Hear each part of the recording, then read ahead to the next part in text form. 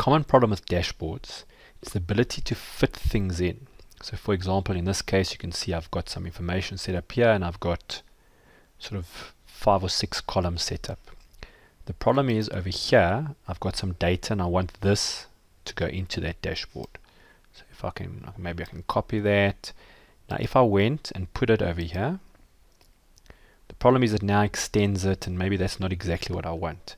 Ideally what I want, I'm just going to undo, is for it somehow to go here but not rely on the size of these columns.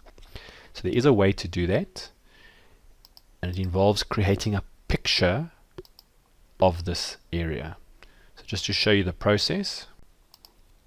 So the first step is very familiar. I just highlight this area and all I'm going to do is copy it. So if you Control C to copy, or you can right click and say copy.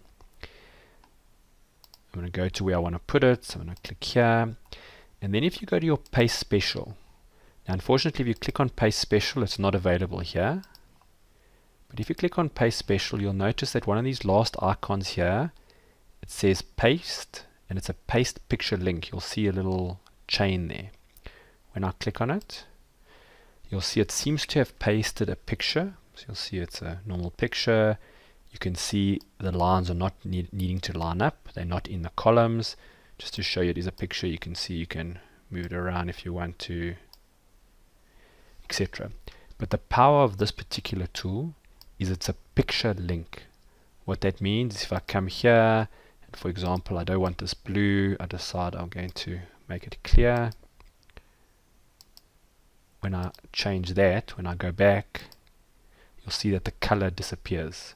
So anything I do here will be reflected in there. So maybe you want them to stand out.